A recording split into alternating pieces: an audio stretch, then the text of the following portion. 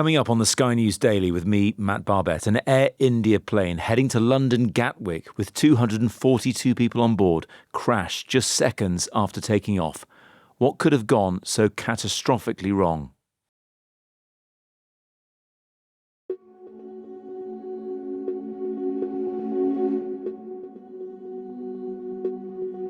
Less than a minute after taking off from Ahmedabad Airport in the northwest of India, flight AI 171 sent its final signal. There are pictures of a huge fireball and plumes of black smoke as the plane crashed into residential buildings near the airport. The Boeing 787 Dreamliner was carrying 242 people at the time. 53 of them were British citizens. The chief executive of Air India, Campbell Wilson, gave this statement in the last few hours. And most importantly, I would like to express our deep sorrow about this event. This is a difficult day for all of us at Air India. I know that there are many questions, and at this stage, I will not be able to answer all of them. The injured passengers have been taken by local authorities to the nearest hospitals.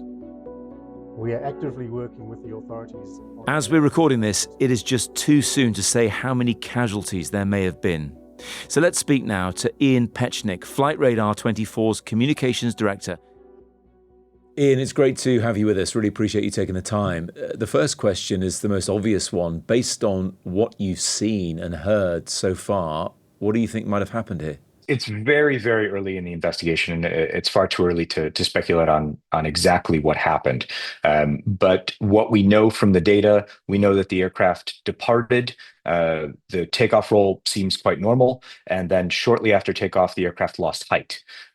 So with a good amount of speed, the aircraft losing height, then that becomes a question: is why did that particular event take place? And that's what the investigation is going to focus on. People seem to be focusing on something to do with the flaps. They can see from some of the footage that the flaps might have not been in the right position. Can you expand upon that a bit more? Sure. So this is purely speculation at the moment.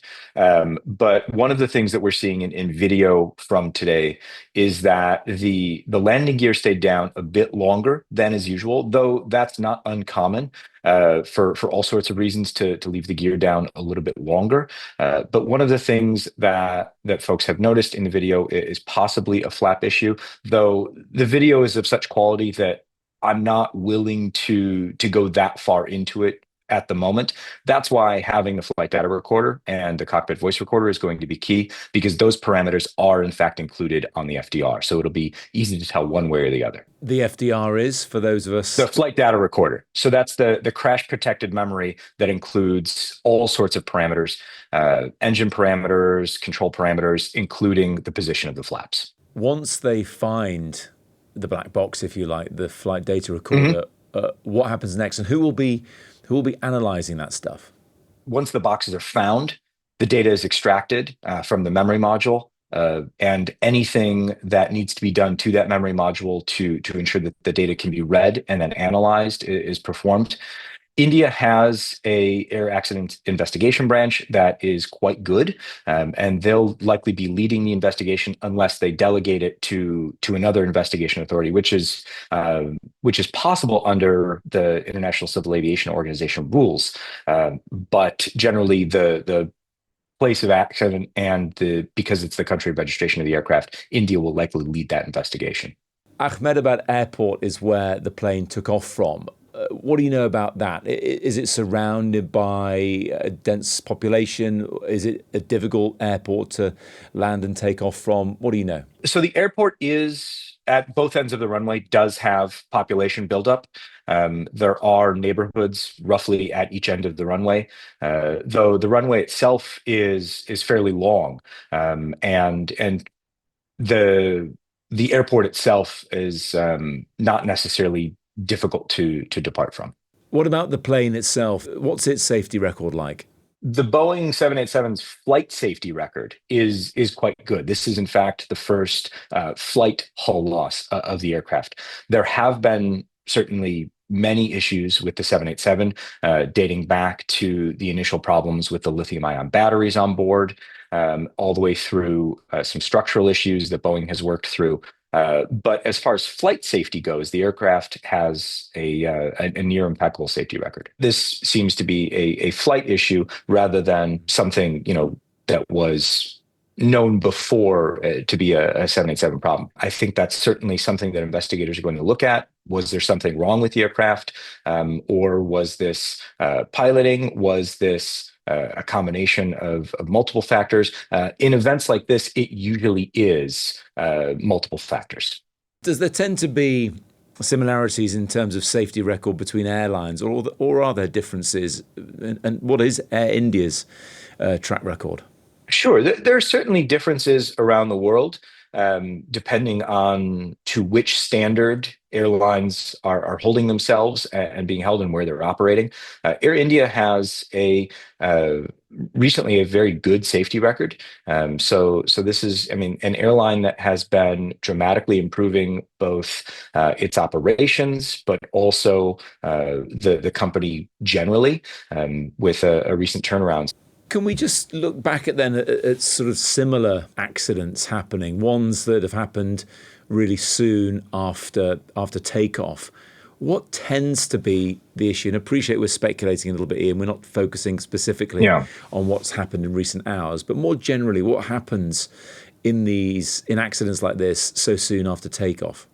Generally, what things fall into are a couple of different categories. One, you have a catastrophic mechanical failure of the aircraft right after takeoff, usually due to some external force. So in the case of bird strikes, for instance, things like that, where you're dealing with the aircraft not being able to gain enough altitude and gain enough speed to operate safely. Or there are instances where we've seen some pilot issues where the flight crew has performed maneuvers which have led to the loss of height and the crash of the aircraft. Ian, it would be good to get your take more generally on flight safety. Of course, people's attention turns towards that when they hear about something like this happening, which is terrible. And it's hard to maintain the context on just how safe flying is. Is it safer these days than ever before? Have there been blips recently which have made it less safe? Well, I think it's important to remember that flying is continuing to get safer and safer and safer. Statistically speaking, it's the safest form of transport and continues to be for many years. There are fewer and fewer major accidents based on the number of flight hours. So more flights, and just fewer accidents as a percentage of those aircraft. Certainly this year, and stretching into late last year, there have been a number of high-profile incidents around the world, and I think people are concerned, and if they feel afraid of flying or nervous about flying, I think that's a perfectly reasonable concern.